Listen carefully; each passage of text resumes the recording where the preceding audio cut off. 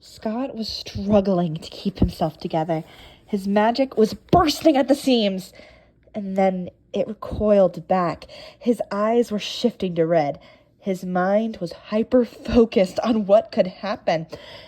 Scott couldn't deny that William had changed, but he was still William. Living as a ghost was not an easy path. Anyone would come out a little different after adjusting to it. Scott remembered his first days as a ghost. It had been horrifying.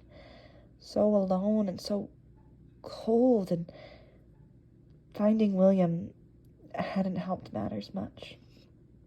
William had been just as cold, so far away he was untouchable, until suddenly William would burst into such a rage that he turned into smoke. It had taken a whole year for William to come back to Earth and talk to Scott. Working on those animatronics kept both of William's feet on the ground. They gave him purpose. Scott desperately needed William to stay together. He couldn't lose his best friend again. To keep William himself, he needed his purpose, i.e., the animatronics. So what Golden was demanding could destroy everything. Golden could see Scott puffing up. He directed his electricity out and wrapped it around him. It warmed him, along with protecting him from Scott's magic. Scott's rage was palpable, and it sickened Golden to his core. Scott reared his head back. "The animatronics give him life!" Scott screeched. Golden held his ground. "He used us to take life!"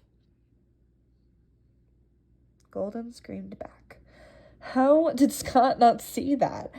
Had he not seen Spring Bonnie leading children away from parties, and how those same children never came back? Spring would wake up from spring lock mode, shaking. He felt terrible. His paws trembled, and he wouldn't be able to sit still for days. Spring hadn't been able to explain how, but he knew William had done something horrible while wearing Spring Bonnie as a suit. Golden wrapped his arms around himself. He flinched. The color was draining from Scott, and Golden knew he was in trouble. He held himself tight and held his head high. He didn't care what Scott said or did. It wouldn't change his mind. He wouldn't let William use the children like he had used Spring.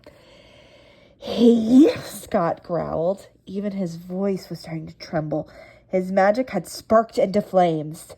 He clenched his fists and raised one up. He never hurt Golden, but he needed to make a point. He needed Golden to understand.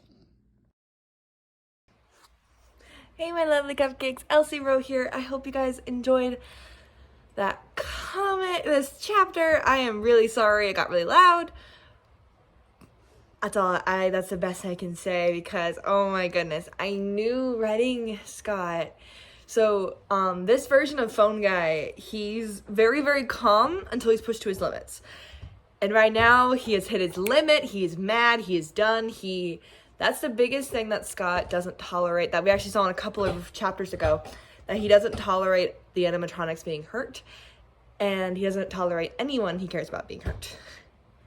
Unless, he can for a very, very long time. Well, it's hard to explain, but essentially his big thing is that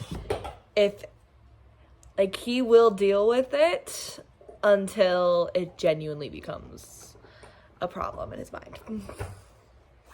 I hope I'm not phrasing that correctly. I'll have to work on it more to explain it.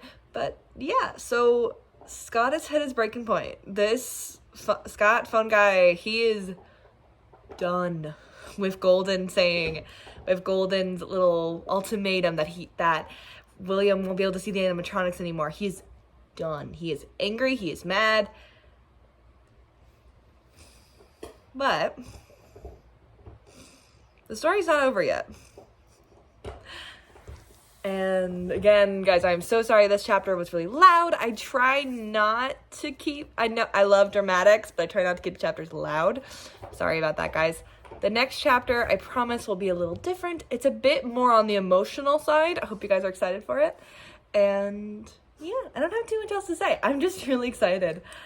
Also, total side note, completely unrelated to the comics, Hazard Hotel came out, and I love it. Potentially there'll be videos coming out of them. I don't fully know. We'll see. But hey, thank you guys so much for watching our show, and I will see you next time on our lovely show. Have fun, my cupcakes. Bye.